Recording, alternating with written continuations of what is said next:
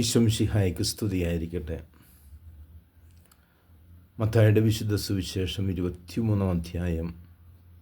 ഇന്ന് നമ്മൾ 27 മുതൽ 32 വരെയുള്ള തിരുവചന ഭാഗങ്ങൾ നമ്മൾ ശ്രവിക്കുന്നു. ഇന്ന് ഈശോ ഫരിസേയ സമൂഹത്തെ വെള്ളയടിച്ച കുഴിമാടങ്ങളെ എന്ന് വിശേഷിപ്പിക്കുന്നു. പിന്നെ പ്രവാചകന്മാരെ വധിച്ചവരുടെ സന്തതികൾ, ഇങ്ങനെയൊക്കെ ഈശോ എടുത്തെടുത്ത് പറയുമ്പോൾ അവരുടെ ഉള്ളിലുള്ള തിന്മകളെ പുറത്തു കാണിച്ചുകൊണ്ട് അവയിൽ നിന്നും ഒരു മാനസാന്തരത്തിന് വേണ്ടി ഈശോ ക്ഷണിക്കുകയാണ്. ഇന്നും നമ്മുടെ ഇടയിലൊക്കെ ഉണ്ട്, ഒന്നുമില്ല എങ്കിൽ പോലും ഉള്ളതിനെ ഇങ്ങനെ പൊങ്ങച്ചം കാണിച്ച് ഇങ്ങനെ നടക്കാനുള്ളൊരു പ്രവണത. ഈശോ പറയുകയാണ്, നിങ്ങൾ പുരാതനങ്ങളായിട്ടുള്ള കാര്യങ്ങളുടെ സൂക്ഷിപ്പുകാരാണ്, പക്ഷെ നിങ്ങളത് വച്ച് കെട്ടുന്നതാണ്, വലുതായിട്ട് വലിപ്പിച്ച് കാണിക്കുകയാണ്.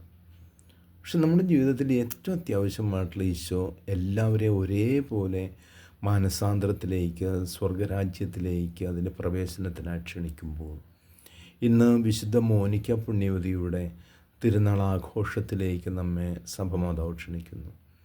അതെ, പ്രിയ ഭർത്താവും മകനും പാഷണ്ഡികളായി ക്രൈസ്തവ വിശ്വാസം യേശുവിനെ ഉൾക്കൊള്ളുന്നതിൽ നിന്ന് അകന്നു ജീവിക്കുമ്പോൾ കണ്ണുനീരോടെ ദേവാലയ സന്നിധിയിൽ, ദേവാലയത്തിൻ്റെ ആ അകത്തളത്തിൽ കണ്ണുനീരോടുകൂടെ ദൈവത്തോട് പ്രാർത്ഥിച്ചുകൊണ്ട്, അതെ, പിന്നീട് മകനായിരുന്ന അഗസ്റ്റിനെ സഭാ പിതാവായിട്ട് വാഴിക്കത്തക്കവണ്ണം വൈദികനും മെത്രാനും വിശുദ്ധനുമാക്കി തീർക്കുന്നതിലേക്ക് വിശുദ്ധ മോനിക്ക പുണ്യവതി സഹിച്ച ആ വേദനകൾ, തനിക്ക് ലഭ്യമായ സഭയുടെ അലങ്കാരമുദ്രയായ പത്രോസിൻ്റെ മുദ്രയായ മോതിരം അമ്മയെ കാണിക്കുമ്പോൾ അമ്മ പറയുന്നത്, ഈ വിവാഹമോതിരം കയ്യിൽ ധരിച്ച അന്ന് മുതൽ ഇന്നുവരെയും എൻ്റെ കണ്ണുനീര് തോർന്നിട്ടില്ല എന്നാണ്. വിശ്വാസത്തിന് വേണ്ടി വളരെ അഭിമേയമായിട്ട് രക്തസാക്ഷ്യം വഹിച്ച വിശുദ്ധ മോനിക്കയെപ്പോലെ നമ്മുടെയൊക്കെ ജീവിതങ്ങൾ എപ്പോഴും സുഹൃതങ്ങളായി മാറുന്നതിൽ നമുക്ക് തീക്ഷ്ണമുള്ളവരായി മാറാം.